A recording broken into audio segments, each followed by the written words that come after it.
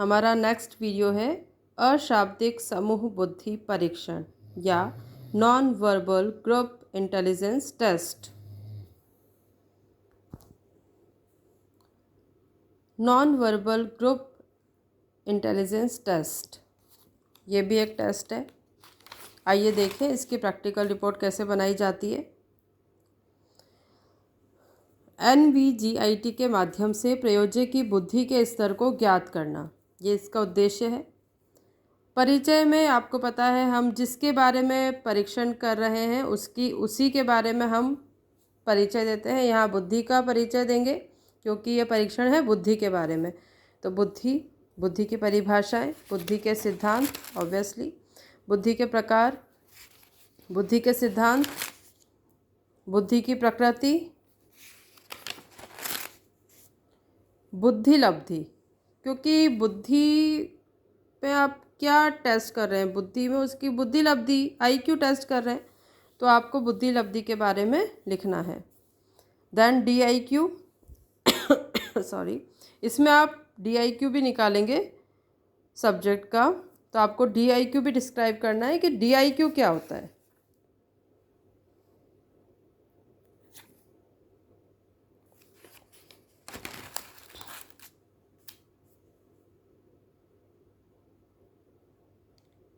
Then बुद्धि परीक्षण सबसे पहले किसने किया उसके बारे में, कहाँ से शुरू हुआ, किसने किया, ये मैंने टेबल बनाई हुई है बुद्धि परीक्षण की।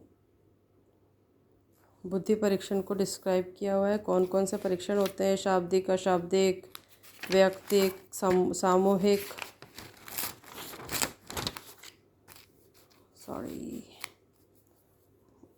अब ये है हमारा अशाब्दिक सामूहिक बुद्धि परीक्षण, क्योंकि ये हमारा मेन परीक्षण है इसलिए हमने इसको बहुत डिटेल में लिखा है, उसका हमने पूरी व्याख्या की है।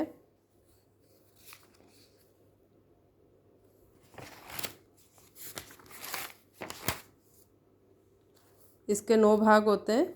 इसमें भी आपको एक बुकलेट होती है, उस बुकलेट में पिक्चर्स होते हैं, पिक्चर्स के 9 भाग होते हैं। इस तरह से वो 9 भाग विभाजित होते हैं। 78 उसमें क्वेश्चंस होते हैं। 30 मिनट का आपके पास समय होता है उस सब्जेक्ट के लिए। 30 मिनट में उस सब्जेक्ट को, उस बुकलेट को सॉल्व करना पड़ता है। और फर्स्ट पेज जो होता है वो ट्रायल के लिए होता है।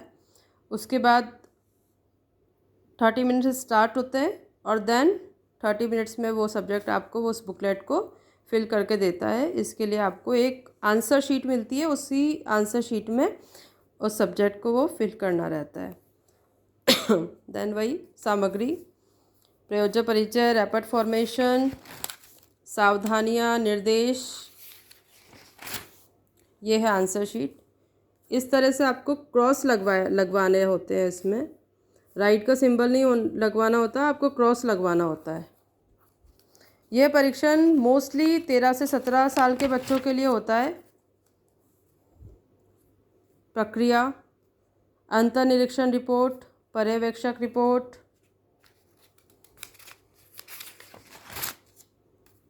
मूल्यांकन।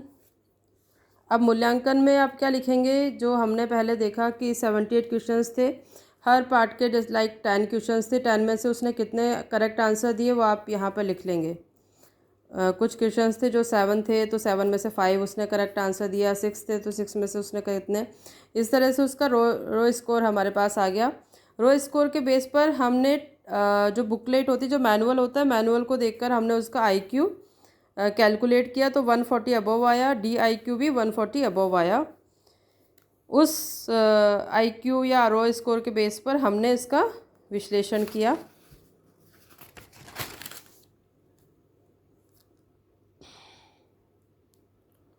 देन निष्कर्ष और फिर संदर्भ। इस तरह से इंटेलिजेंस टेस्ट का प्रैक्टिकल रिपोर्ट बनाई जाती है। VMOU के बच्चों को ये बहुत हेल्प करेगा, क्योंकि VMOU में फ़ाइल इसी तरह से बनवाई जाती है। और आपको वीडियो अच्छा लगे, इससे आपको हेल्प मिलेगी, ज़रूर मिलेगी। तो वीडियो को लाइक करें, शेयर करें और सब्सक्राइब करें। Thank you.